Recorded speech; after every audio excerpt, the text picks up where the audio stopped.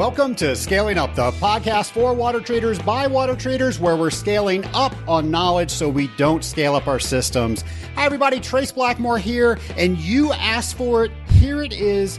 I am doing a multi-episode series on getting your Certified Water Technologist designation. We're going to explore all things CWT, why you need it, how to get it, how to study for it, how to pass the test, what to do if you didn't pass the examination, and then how to recertify.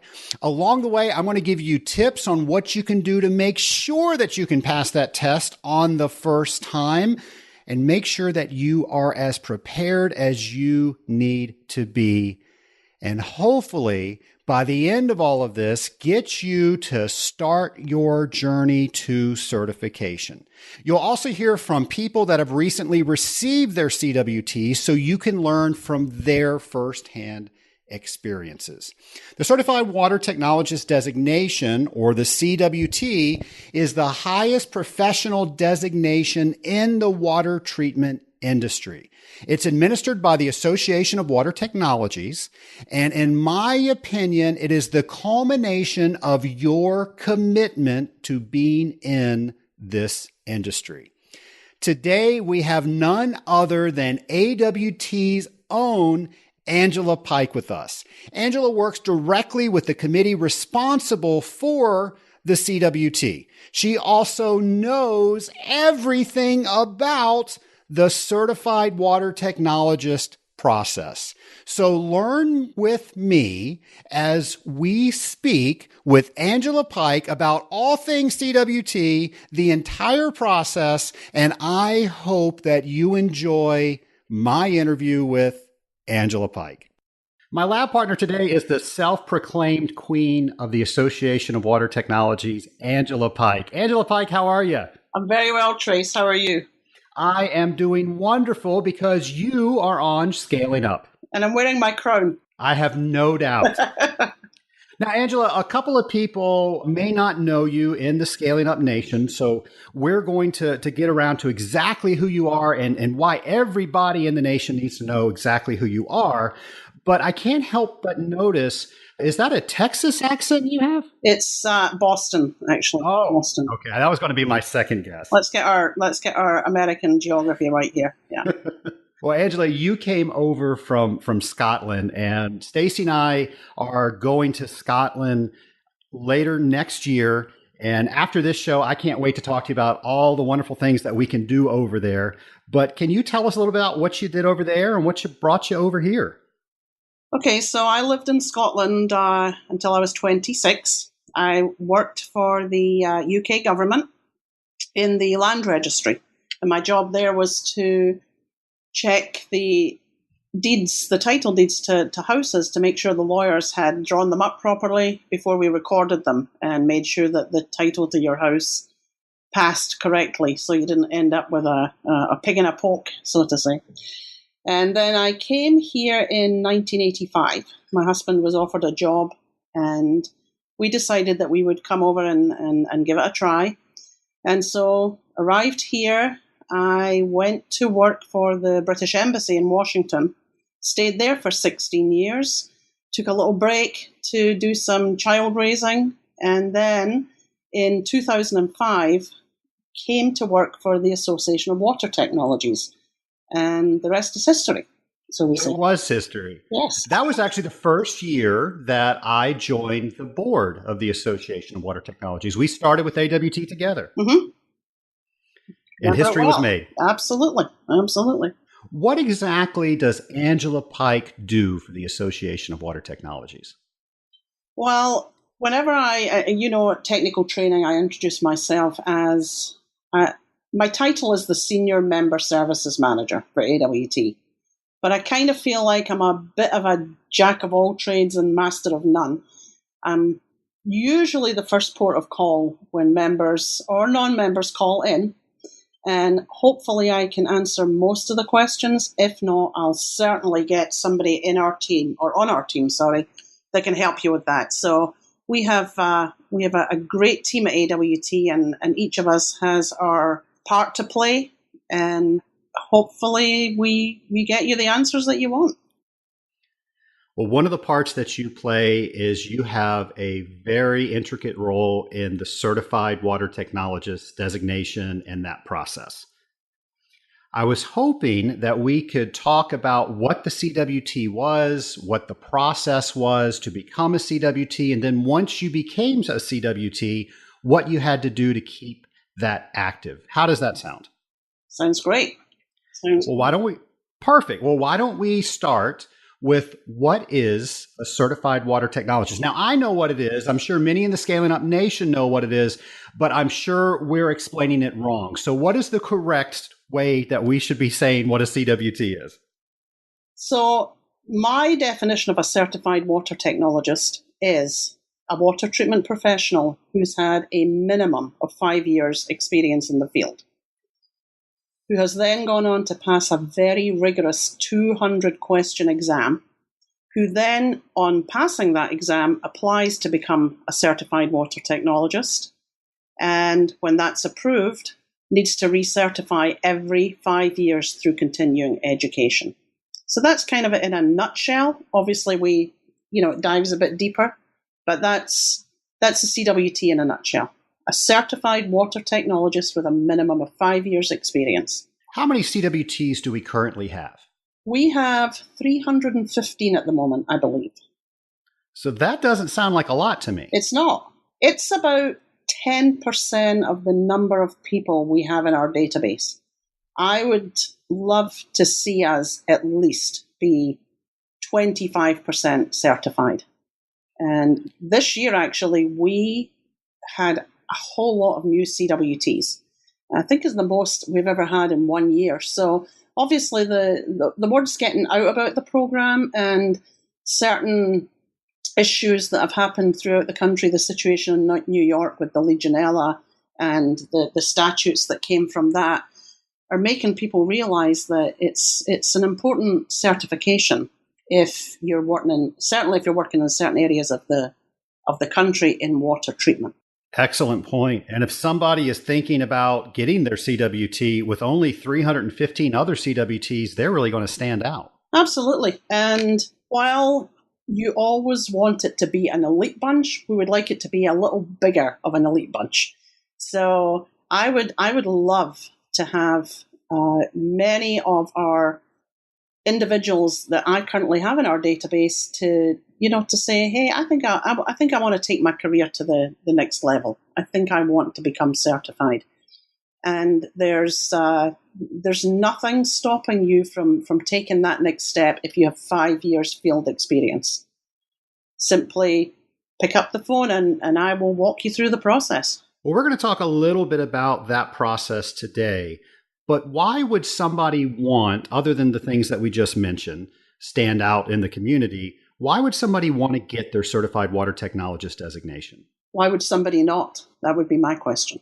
I don't disagree with that. Yeah, I remember one of the things you once said was that when you came to convention and somebody told you that they couldn't afford to come to convention, and you said, you can't afford to not come to convention. And I feel the same way with the certification program. If it's available to you and you have those 3 letters after your name, I feel it opens up when you're going to speak to your prospective customers or your existing customers. Those 3 letters have already done a lot of the work for you before you sell that account or continue with that account. It proves that you've gone through a certain process. It proves that you're knowledgeable, ethical, and you've had people provide references to say that you're knowledgeable and ethical in the field of water treatment. So it's a stamp of approval almost to your peers, to your customers, that you have completed this process and you earned that certification. And not only did you earn it, we make you work to keep it too. And I know we're going to talk about that as well. Angela, do you have firsthand experience of how people have been able to get elevated status within their own companies because they received the Certified Water Technologist designation? Personally, I think there's no better promotion of the CWT program than from a CWT. And I'm always asking CWTs, when you're out in the field, promote the program. If you took the time to get that CWT certification, it means something to you. So you have to make sure you're promoting that certification to your clients and to others in the field. I get people, it's kind of nice actually when somebody gets certified, when it's approved. I call every single new CWT to let them know and to say congratulations, because we're proud of the people that take this step and finish the process. And I love the CWT, the new CWT, who completely, you can just hear the joy in their voice that the process is complete and they have their CWT. One gentleman said to me one day, "I wish you were in the room with me to see how excited I was, to see how excited I am about getting my CWT." And I said to him, I don't think I need to be in the same room as you. I can hear it in your voice on the telephone. So people have expressed to me how it has helped them in their professional career. And the more it gets recognized to the public, what it is, then I think that will only get better.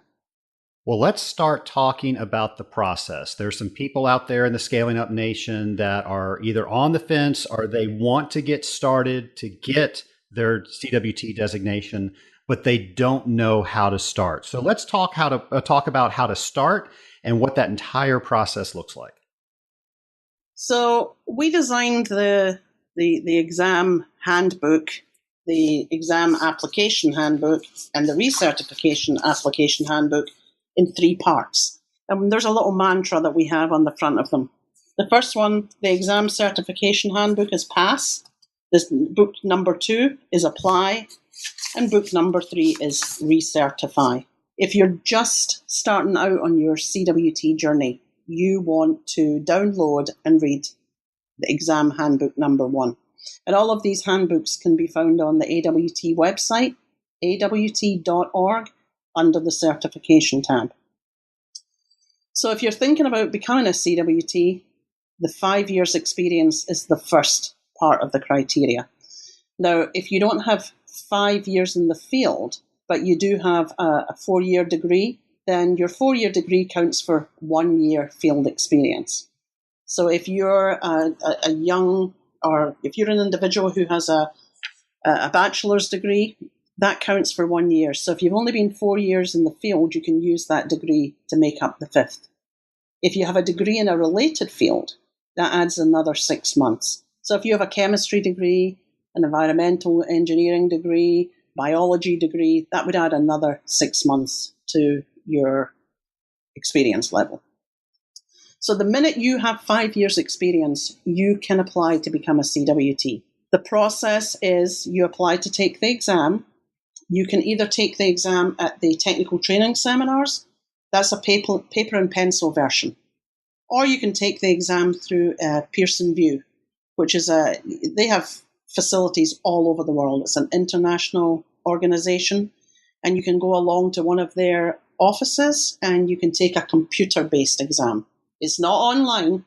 Let's not, people say, can I take an online exam? It's not online, it's computer-based.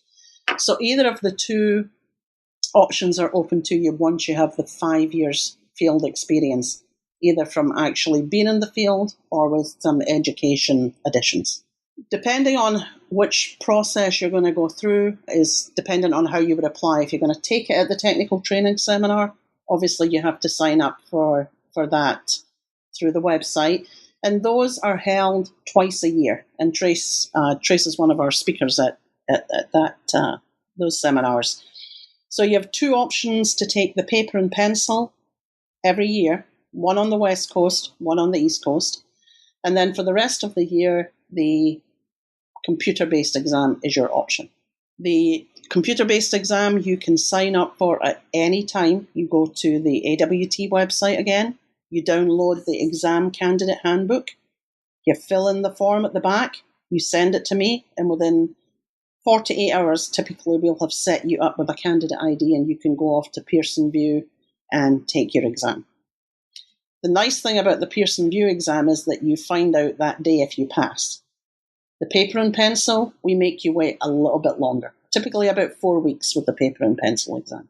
Well, let's talk a little bit about the exam. So people have the experience, they've studied, they are ready to take this exam. What should they expect when they're at a technical training and they go and see you? I think it's at 7 a.m. on Sunday morning. What happens then? Okay, so 7 a.m. on a Sunday morning, and all of these people arrive at registration and they check in for the CWT exam. They've pre-registered. They have to be pre-registered 1 month in advance of the exam. They're in a classroom-style setting. They have an allocated seat. And the exam process lasts 4 hours. So we're going to give you the materials in the room once everybody's assembled. And if you turn up without ID for the exam, we'll turn you away. So you turn up, you show your ID, we check you in, we send you to your allotted seat. You get 4 hours to complete a 200-question exam. We give you 5 sheets of scratch paper to make some notes on. We give you pencils. We give you a lovely calculator to keep for after the event to remind you that you went through the process. It is lovely. It is. It's very lovely. We give you the exam handbook with the questions in. There's 200 questions. And we also give you a supplement, which has some formulations and calculations in there to help you with some of the questions. You get 4 hours, as I said, to complete it. And at the end of 4 hours, we collect your materials. Then we send off your Scantron that you've answered your questions on. And about 4 weeks later, we get the results back. I will tell you that the pass rate is typically about a third of the class, typically. We've had situations where half of the class, 50% is the best score we ever have reached. But typically about a third of the class passes. So it's nobody said it was a simple exam, but it's well worth to go through the process. And if you don't pass the exam the first time, you can take it again. It's not the end of the world. How long do you have to wait before you can retake the exam? It used to be 3 months because it was all done with paper exams. And the questions, the books were printed and the books remained the same for a certain amount of time. So we asked 3 months.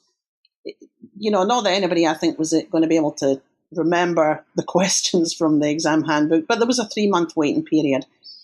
With the Pearson VUE, you can go back in, you have to re-register, and there's a 48-hour waiting period. So you can possibly take it within a few days if you fail. Probably like a week later. Okay. Do you know if there are specific advantages to taking one format of the test over another?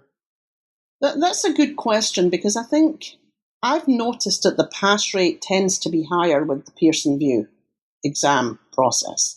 Tend to have more success with the computer-based exam. That said, I think it depends on the individual too. Some people are happier with a paper and pencil format. Some people are happier with a computer. So you can choose to do either or. The Pearson VUE process is much more available throughout the year. The paper and pencil, if you miss the technical training seminars, then you've missed your opportunity to take it for that year. So you'd have to wait a complete year before you could do that. So probably personal preference, but if you're asking me the question, I think the pass rate is higher with the computer-based exam. Okay, so there's that special firsthand information we're getting straight from Angela Pike. I personally think that there's a benefit to taking it online because you can mark a question. The only way you can mark a question when you're in person at the training is you have to skip a spot in your Scantron. And can you imagine if you forgot to skip that spot and now question 15 is really question 16 and every question that you answered is one spot off? That's a bad day. And I wouldn't doubt, Trace, that has happened, because it's, when people come into the exam room, everybody's taking an exam. it's a stressful process. I wouldn't doubt that people have found themselves in that situation. And then when you get to the end, sometimes, if you haven't checked it properly or you haven't got time to go back, that's the Scantron, that's the answer sheet that's going to get sent in.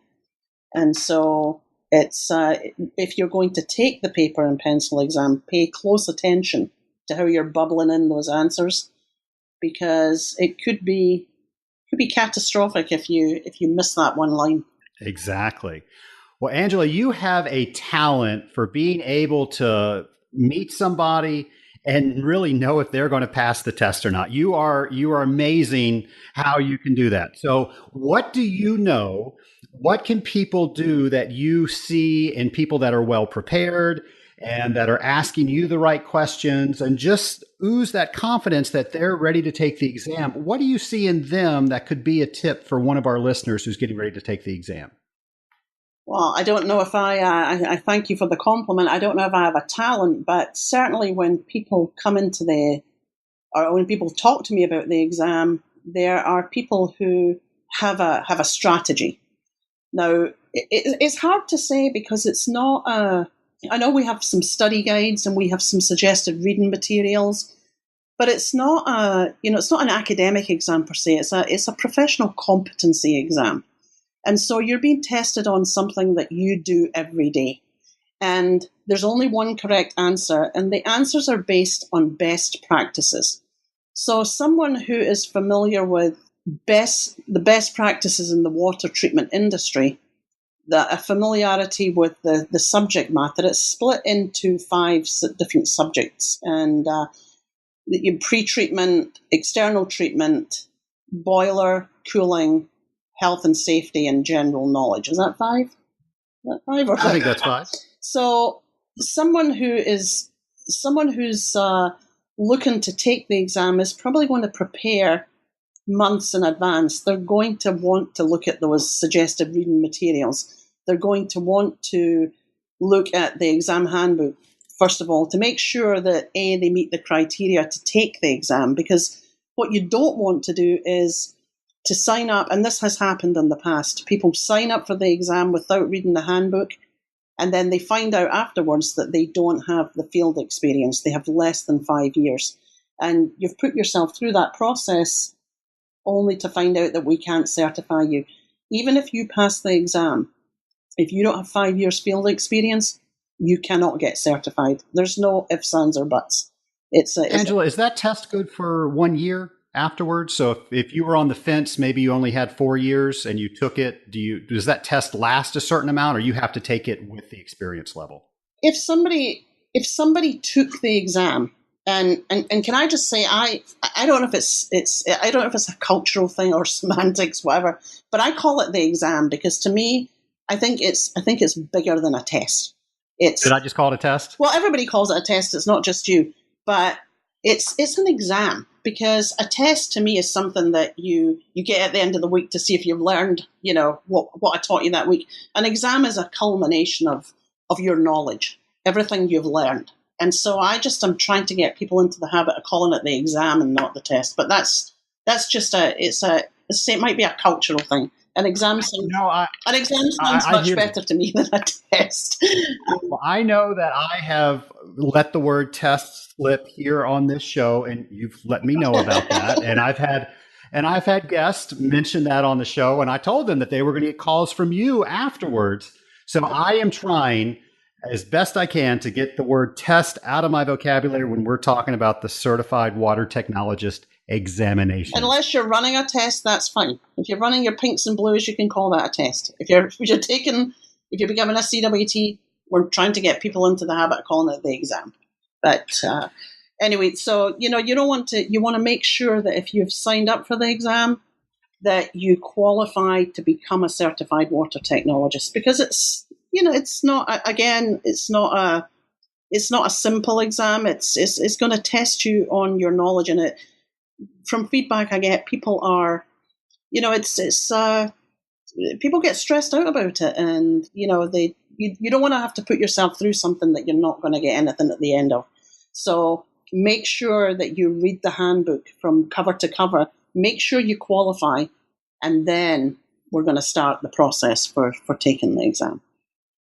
Angela, is there a grace period for if you pass the test and it's, say you didn't have 5 years experience, but you would in a couple of months? Is the test good for a length of time? And I think you just asked me that and I glossed right over that question. Sorry. I've seen people take the exam, and once you pass the exam, you have 1 year to complete the process. And so I have seen people with 6 months to go who, by the time they complete the process, they have the 5 years. So, yeah, you can. I don't know that I would. I think just to save trial and worry, I would just wait until I have the 5 years, and then I would start the process. Then there's no ifs, ands, and buts. There's nobody going to come back to you and say, well, at this point, I probably would just suggest that people wait the 5 years. It's just easier that way. Either 5 years in the field again, or 3.5 with a 4-year degree in a related field, or 5 years with 4 years in the field and a 1-year degree.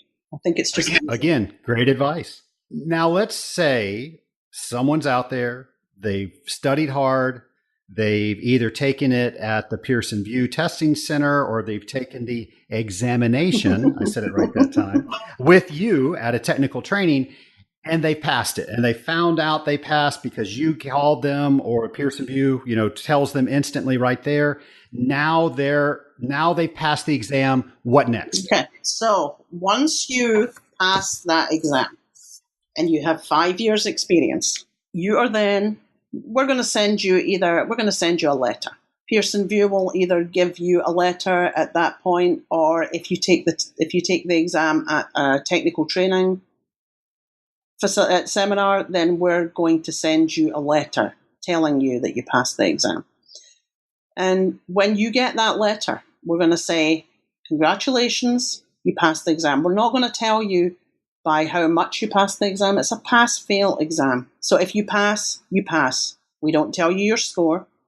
Nobody, if somebody comes up to you at, an AWT event and said, well, I got the highest score in the CWT exam ever, they probably don't know that, because nobody probably ever told them that. So it's a pass-fail. If you pass, we tell you passed, and we invite you to become a CWT.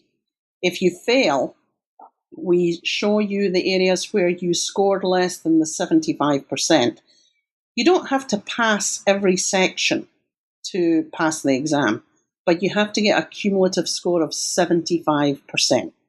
So if you were very strong in most of the categories and maybe a little weaker in another, chances are you could fail. You can fail a section and pass an exam. I've seen that, because it's a cumulative score of 75% from all of the sections. So once you've passed, we send that letter to you, and hopefully people are overjoyed when they get that letter to know that their hard work's paid off and they passed the exam. So in that letter we give you, we're going to instruct you to go to the AWT website again, awt.org. Click on the certification handbook, and that's going to be handbook number 2 at this point. After you've clicked on the tab, you're going to find handbook number 2, and that's the CWT application handbook. It's going to say number 2 and apply on the front. You're going to, again, read through the application handbook, and then you're going to fill in the application. And that application is made up of, obviously, your personal information, your work experience, and this is where you're going to document your 5 years experience. Or if you're using your degree as part of that experience, you're going to document that degree, and you're going to give us a photocopy or a photo of what, in this day and age, it's great. People can take a picture of their degree from the wall and send that in to me, and I'll accept that. But if you're going to use the degree as part of the 5-year process, you have to show us proof of that degree. So you're going to fill in that form. You're going to offer up all of the information that we ask for. You're going to provide 4 references at this point. And those 4 references must have knowledge of your ethical and your professional treatment of the water. And each of those references must be at least managerial level within the facility that you're using. So we offer up that you can use another CWT or a previous or present customer, or somebody, a company that you used to work for, somebody in that company, if they're willing to give you a reference. But all of your references must be of managerial level. You cannot use a vendor as a reference, even if that vendor is a CWT, because there could be a perceived conflict of interest there. So if there's a CWT who works for a supplier company, somebody who provides goods to water treatment companies, you can't use that individual as your reference. But anybody else, customer, past customer, a previous supervisor, you're allowed one supervisor from your current company, somebody who's familiar with your work and who manages you in that company. And you can use, people, if you can use college professors. So it's a wide range. Just make sure that you pick the right people, and make sure you pick people that will do what you're asking them to do. Many an application has been held up considerably by people references not sending in the paperwork. So I always suggest that when you send the reference paperwork to the individual that you're asking, enclose a stamped addressed envelope back to me, so they can just simply fill in the form and mail it back to me. You shouldn't see, or the applicant shouldn't see the references paperwork. That should come straight to me. And I find that if you give them the already stamped envelope with my name and address on it, they're more than happy to fill out the form and send it back to me. So make sure you got people that know that this is very important to you. And the quicker we get your application and your 4 references, the quicker we can begin the process of getting you certified. One of the parts of the application is you're going to sign a declaration of ethics. And that declaration of ethics is to show that you're going to be, again, knowledgeable, professional, ethical in your treatment of water. And that stays in your file with your application. And every time you recertify, you're going to sign that declaration of ethics. It's very important that that's signed. And we won't accept that with an electronic signature. So once all that form's done, you've sent out your information to your references, you send me your application with your fee. And once I get that and your 4 references, we send it out for review. And the application will be reviewed by a current Certified Water Technologist. But you won't know who that is. It's all done anonymously. And the current CWT will look at your application, check that everything's there, check that the information required is in the application, that you have the experience and the time served in the field. And at the end of that, if you've satisfied all the criteria, the CWT reviewer will come back to me and say, I approve this application, or I denying this application, and then they have to tell me why they're denying the application, and we'll get back with the applicant. Hopefully you're not one of the people who gets denied, and it's very few and far between that anybody gets denied. And it's typically because they don't have enough time in the field. Now that person has their Certified Water Technologist designation. They do a happy dance. How long is it good for? Okay. So once I get that application back from the reviewer, and the reviewer said, we have a new CWT, I do a happy dance too, because this program is very dear to my heart.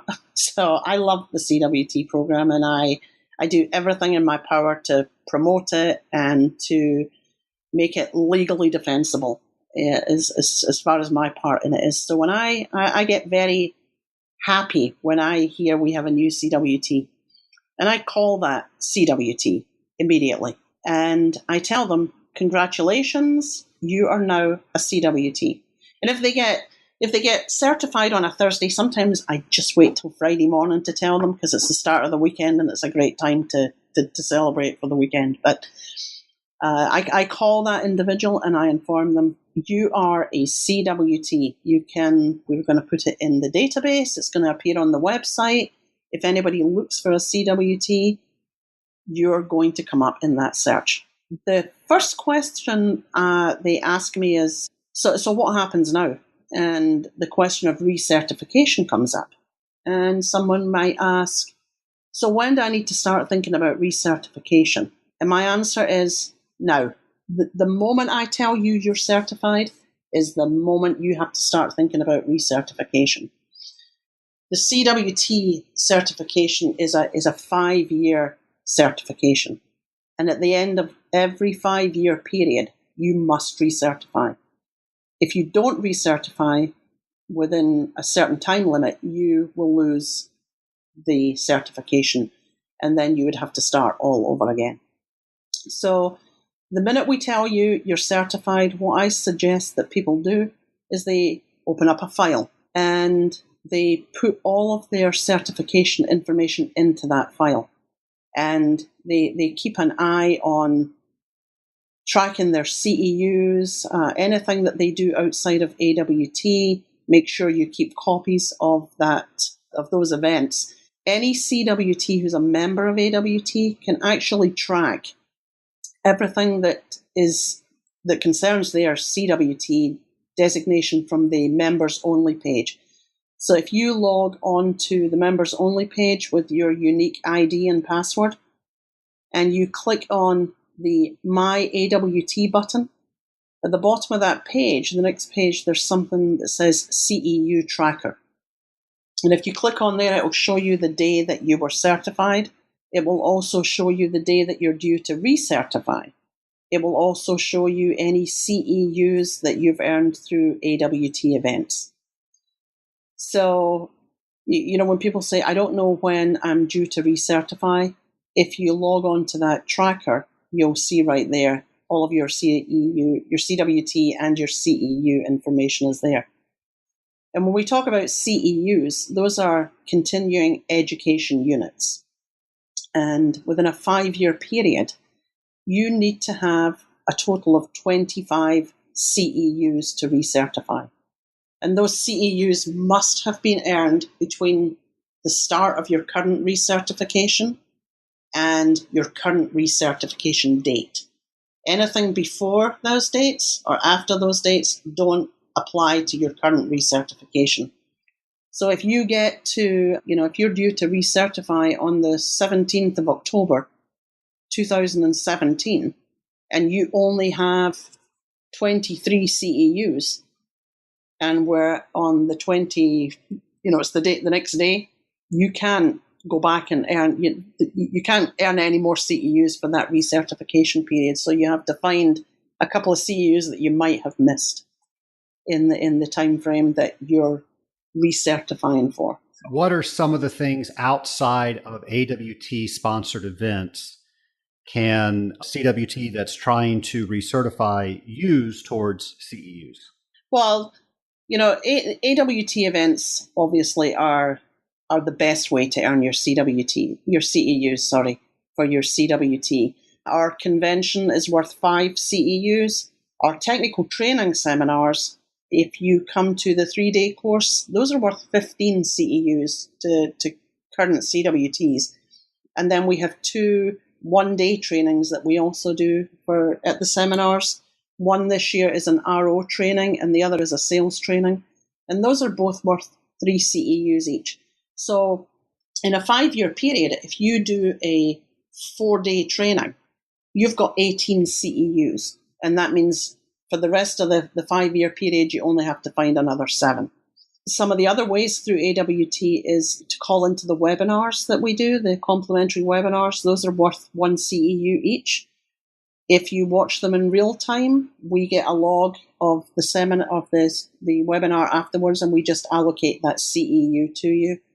If you watch the webinar at a later date from the website, you have to make sure you take notes of them and let me know which ones you watched, and we'll also give you 1 CEU for those too. Our quizzes that are on the website, they are worth 1 CEU each on the on the education and events page. There's a drop-down menu there that has our training and our quiz opportunities. Our quizzes those are written by current CWTs, and they're all based on articles from the Analyst magazine. And what you do is you read the article, you take the little quiz at the end of it, and if you pass with an 80% pass or better, we'll give you half a CEU there, and one CEU for any position papers. There's 2 position papers there. The rest are analyst articles, but that's another easy way to get CEUs without leaving your desk. Our safety training that we offer is worth 1 CEU per purchase video that you get. Our online training that we offer, the videos from the technical training seminars are online there too, and if you purchase those are worth 1 CEU each. And I believe it's 15 if you buy the whole set. So that's the AWT CEUs, and that's the easiest way to do it for our purposes, because we will just assign those CEUs with few exceptions, and then you can just, you don't have to worry about it. We make a note and you can look at your tracker. If you do education outside of AWT, we need to see proof that the education was actually undertaken. So if you go to an ASHRAE conference or a CTI conference, you need to show us a certificate or letter of attendance. And a copy of your registration form or your badge that you would wear there is not sufficient. It doesn't prove that you were there. It only proves you registered, and that's not proof of the credit. So we need to see a letter from the organization or a certificate to show that you attended. Then we'll assign the applicable credits. If you do training for your customers, you can also earn credits that way. You can earn CEUs through that, but we need to see a letter from the customer on their letterhead with a note of the training that was given, the date it was given, the subject matter, and it needs to be signed off by an official from the company, and managerial level or higher. And that would be sent in when you're submitting your application for CEUs. You would note that you're claiming the credit for doing this, teaching this class, and the proof of credits would be attached. If you look at the recertification handbook, it notes in there which, when you're filling them in, you have to choose where you're selecting your CEUs from. And for the CEUs for AWT events, you don't need to provide any further proof of credit with few exception. If there's if there's training that's done outside of AWT, there'll be an asterisk next to the form, the portion that you're filling in, and it will say you need to provide proof of credits if you're electing your CEU count from this section. If the proof of credit's not there, we don't award the CEU. Angela, we've been through how you start to even think about taking the exam, how you take the exam, what to do after you've passed the exam, and how to put your application in, and then once you get your CWT, how to keep it current and how to recertify. What have we missed through this process? One thing that I would like to remind people is that your CWT does not automatically recertify. You have to take part in that. I've had emails from people saying, I noticed that my CWT recertification date wasn't updated. What do I need to do? The only way your CWT will recertify is by you sending in the recertification application with payment and your credits. Failure to do that, your CWT will not be updated and you will not be recertified. And so if you're looking at your page right now and you see that you're coming up to your certification date or your recertification date, I try my best to keep everybody informed. I'll send a letter to CWTs a year out, 6 months out, 3 months out. When you get to the 3-month point, that's when you really need to start thinking about getting the paperwork in place and submitted to me. 3 months seems, we can do it, especially if you've got all your CEUs in place from AWT. I can recertify you within, a few days. If you send the application in and all your CWTs are in place, that's not difficult. Where it gets difficult is when people are scrambling to find the 25 CEUs, and it's painful. I've been through this with a lot of CWTs who have tried to get their recertification. You've got 5 years to take care of this. My suggestion is you do 5 CEUs at least every year. When we get to the end of the period, then it's easy. But a lot of people wait until the very last minute, and then we're scrambling to get those CEUs. And again, I want to remind you that the CEUs have to be earned within the start of the current certification period and the end of it. Anything outside of that is not going to count. So you can't go outside of that period and start earning CEUs for your current recertification. So it's very important that you keep your eye on the prize and that you make sure that you have those 25 CEUs. Now, once you hit 25, it's use it or lose it. So you don't have to worry about keep racking them up. If you've got 50 CEUs, that's great. I love that you're keeping learning, even if you've met your quota. But you don't need to keep sending in that information. Once you've hit 25, that's all you need for that period, because you're going to use them and you're going to lose them. They don't carry over. It's very important that people make sure they recertify in time. When your certification, your current certification period meets its limit. So let's say, for argument's sake, your certification expires on October 31st of this year. Okay. We want you recertified by October 31st this year. So all your paperwork should be with me, and all of your CEUs should be in place, your payments being made, the forms being filled, you've completed the declaration of ethics, and you've mailed that into me. We're going to take care of your certification if everything's good. If everything's in order and all of your CEUs are verified, you're going to be recertified for the next 5 years. If you get to the 31st of October and you haven't done that recertification, either because you forgot or you're still trying to find those, make up those 25 CEUs, we're going to give you a 3-month grace period. So in that 3 months, you'll still see your name up on the website as a CWT, but you cannot earn credits in that 3-month grace period for your current recertification. You can earn it for your next recertification, but not your current one. So don't start thinking that 3-month grace period is going to give you time to grab those extra CEUs that you're going to need. It's not. When the 3-month grace period expires, we're going to consider your certification in an inactive status. Now, inactive status means that we're going to remove the CWT designation from your name on the website. So if anybody looks for a CWT, they're not going to find you.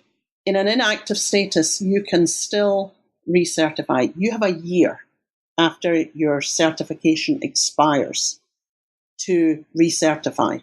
After the 3-month grace period, you're not going to be showing as a CWT, but you still have time to recertify. So we're going to take it down, but we're going to tell you within this year, you need to get this recertification done, and then we'll reinstate your CWT. Now, if you use that year, your new certification date doesn't change. Your certification date always stays the same. You've just wasted a year of it. And now you're down to 4 years for your next recertification. So if you don't recertify within that year, then we're going to consider your CWT inactive. And at that point, if you are in inactive status, you cannot recertify. You need to begin that process all over again. You need to take the exam. You need to apply to become a CWT. So it's well worth the effort to make sure you keep your eye on that prize. You make sure that you do not let your certification expire. Again, the easiest way to do that is to earn at least 5 CEUs every year. Coming to conventions is a great way to do that. Coming to technical training once and then a few webinars is a great way to do that. Please just do not scrabble at the very end to find those 25 CEUs. It's not pretty. It's not pleasant to see people do that. It's very stressful. I can't imagine going through that entire process, and then because I didn't plan, I don't have my CWT anymore. And I can't imagine you making that phone call to let me know that.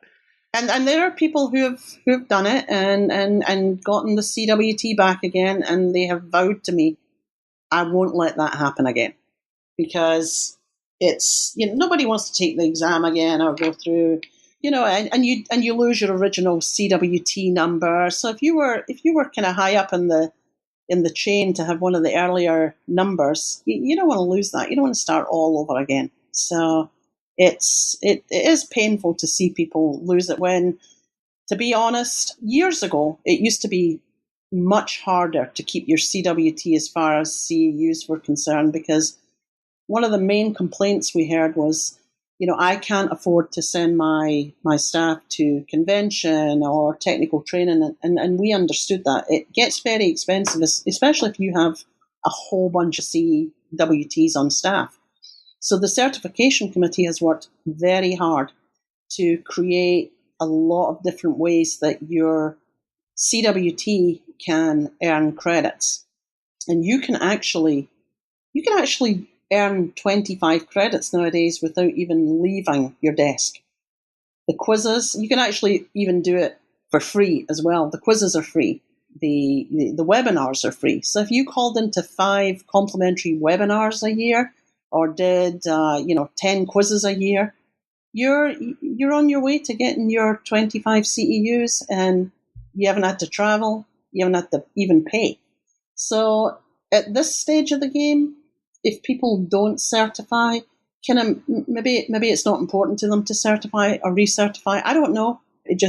I'm amazed that some people, the ones that really amaze me are the people who have the CEUs and still don't send me the paperwork. That's I have people with 25 CEUs, and I don't know if it's because we try our hardest to get the information out there of what they have to do, but if you have the 25 CEUs, recertify, please. It's a wonderful program. The people within AWT recognize the value of it.